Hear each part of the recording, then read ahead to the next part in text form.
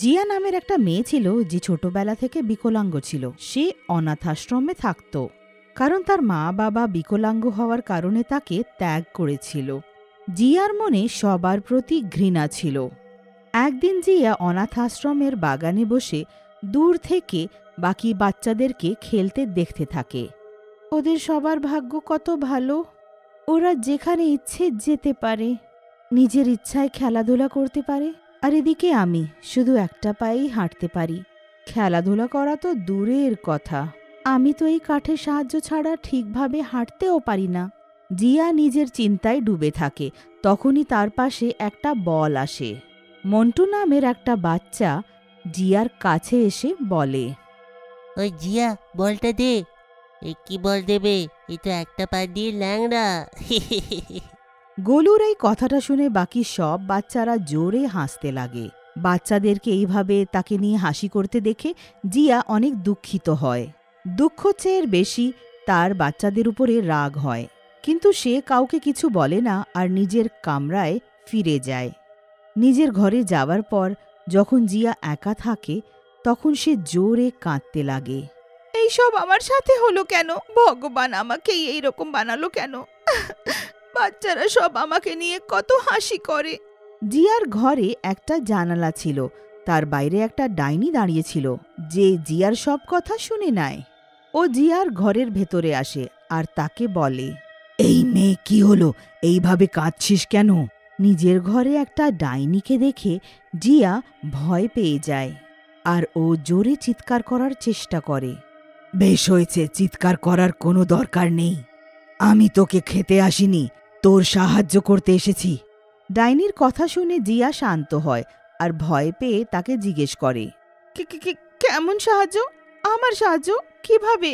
আমি এক্ষুনি জানালার বাইরে দাঁড়িয়ে তোর সব কথা শুনলাম। আমি শুনলাম তোর বন্ধুরা তোকে বিরক্ত করে। এবার বল, এটা কি সত্য?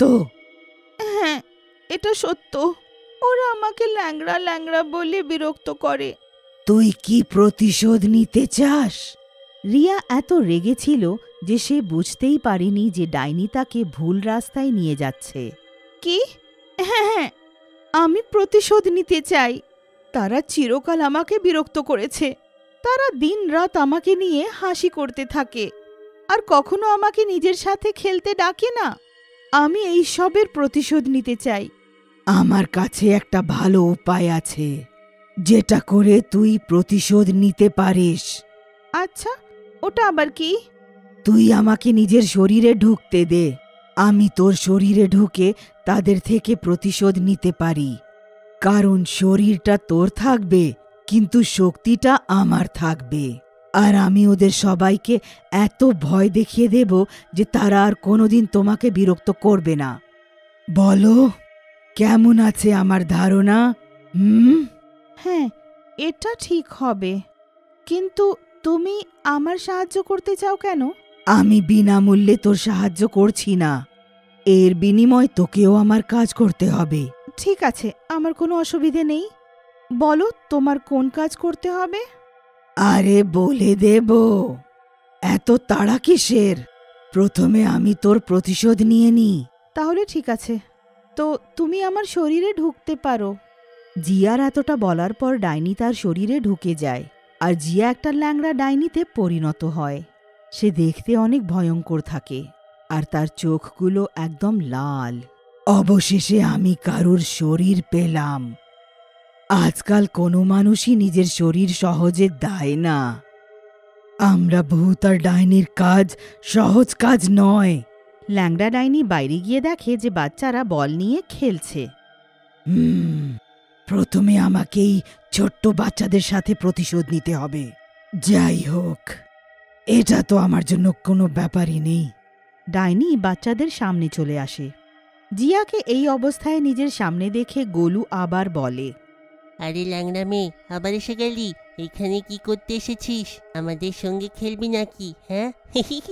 আরে বাহরে মোটা বাচ্চা, তুই তো ঠিক করে বুঝে নিলি যে আমি কি করব। হ্যাঁ, আমি খেলতে এসেছি। গোলু রেগে বলটা ল্যাংড়া ডাইনির দিকে ফেলে দেয়, কিন্তু ডাইনি বলটাকে এত জোরে লাথি মারে যে সেটা উড়ে সোজা গোলুর মুখে গিয়ে পড়ে। বাচ্চারা এইসব দেখে অবাক হয়ে যায়। বাচ্চারা জিয়ার এই রূপ দেখে হতবাক হয়ে যায়।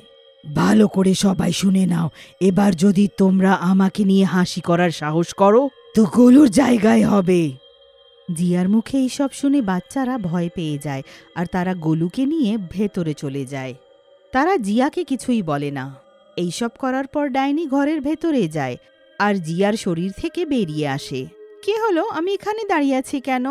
তুমি কি করেছ? আমি যা করার কথা দিয়েছিলাম সেটাই করেছি। আমি তোমার সব শত্রুদেরকে ভালো শিক্ষা দিয়েছি।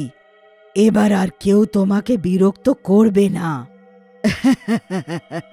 আরে বাহ, কিন্তু তুমি এইসব করলে কি করে? বেশি কিছু নয়, শুধু সেই মোটা বাচ্চা গোলুর মুখে বল ফেলে মারলাম আর বাকি সব বাচ্চারা ভয় পেয়ে পালিয়ে গেল। ডাইনির কথাগুলো জিয়ার ভালো লাগে না। কি, গোলু নিশ্চয়ই অনেক কষ্ট পেয়েছে। এত বেশি করার কি দরকার ছিল তোমার? একটু ভয় দেখালে হতো, এইসব করার দরকার ছিল না। এই মেয়ে, আমি ডাইনি। আমি কম বেশি ওসব কিছু জানি না। আমি শুধু লোকেদেরকে বিরক্ত করতে জানি। ঠিক আছে, যা হয়েছে হলো। আমি গিয়ে গোলুর কাছে ক্ষমা চাইব। এবার তুমি বলো, আমার কাছে কি চাও? আমি আমাকে তুই চাই। ডাইনির কথা শুনে জিয়া ভয় পেয়ে যায় আর বলে, কি বলতে চাও তুমি? আমাকে তোর এই শরীরটা চাই। আমি ভাবলাম তুই যে ল্যাংড়া, তোর শরীরে ঢুকে আমাকে ও ল্যাংড়া ডাইনি বলা হবে, কিন্তু আমি শুধু দেখতে ল্যাংড়া ছিলাম। আমার শক্তি আগের মতনই ছিল, তাই তোর শরীর ব্যবহার করতে আমার কোনো অসুবিধে নেই। এবার তুই নিজের শরীর আমাকে চিরকালের জন্য দিয়ে দে। এমনিতেও তোর এটা বেশি কাজের নয়। কি? না, একদম না। আমি যদি আগে জানতাম যে তুই এটা চাস তো আমি তোকে কখনো আমার শরীরে ঢুকতে দিতাম না। এতটা বলে জিয়া বাইরে হলের দিকে ছুটে যায়, কিন্তু ডাইনি হেসে তার পেছনে যায়। হলে জিয়ার সাথে বাকি বাচ্চারা থাকে। তারা সবাই জিয়ার পেছনে ডাইনিকে আসতে দেখে ভয় পেয়ে যায়। এই মেয়েটাকে আমার হাতে দিয়ে দাও, নইলে আমি তোমাদেরকে ছাড়ব না। তারপর কেঁদে বেড়াবে তোমরা। তখনই গোলু ডাইনির সামনে আসে আর বলে, ও, তুই আমাকে মেরেছিলিস? আমার তো মনে হচ্ছিল যে জিয়া এমন করতে পারেই না। তুই ভুল বাচ্চাদের সঙ্গে লেগে গেছিস রে ডাইনি। আমরা কাঁদি না, বরং কাঁদাই। ওহো, তুই তো বেশ শক্তিশালী রে মন্টু। এবার আমার সিদ্ধান্ত পাল্টে গেল। প্রথমে আমি তোকে ধরব, পরে এই মেয়েটাকে। এইদিকে আয়। ডাইনি বাচ্চাদেরকে ভয় দেখানোর পুরো চেষ্টা করছিল, কিন্তু কেউ তার কথাই গ্রাহ্য করছিল না। তাই ডাইনি নিজের পুরো শক্তি একত্রিত করে হাওয়ায় উড়তে লাগে। সেটা দেখে সবাই ভয় পেয়ে যায়। ডাইনি বাচ্চাদের উপরে হামলা করতে যাচ্ছিল, তখনই জিয়া তার উপরে নিজের ক্রাচ দিয়ে হামলা করে। ক্রাচ মারার সাথে সাথে ডাইনি মাটিতে পড়ে যায়। বন্ধুরা, তার উপরে তাড়াতাড়ি হামলা করো, ও যেন আবার শক্তিশালী না হয়ে যায়। ক্রাচটা ফেলে দেওয়ার কারণে জিয়া পড়ে যায়, কিন্তু বাকি সব বাচ্চারা একসাথে মিলে ডাইনির উপরে হামলা করে।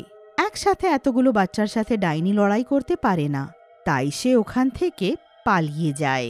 বাচ্চারা জিয়ার কাছে ফিরে আসে। আমাকে মাফ করে দাও, এই সব আমার কারণে হয়েছে। আমার কারণে সেই ডাইনি এখানে এলো। না জিয়া, এতে তোমার কোনো ভুল নেই। আমরা তোমার সঙ্গে খারাপ ব্যবহার করেছিলাম, আমাদের ক্ষমা করে দাও। আমরা এমন আর কখনো করব না, সবাই একসঙ্গে খেলবো। হ্যাঁ জিয়া, ক্ষমা করে দাও। মন্টু আর গোলুর কথা শুনে জিয়া অনেক খুশি হয়ে যায়। বাচ্চারা তার সাথে বন্ধুত্ব করে নেয় আর সে আর কোনোদিন একা বোধ করে না।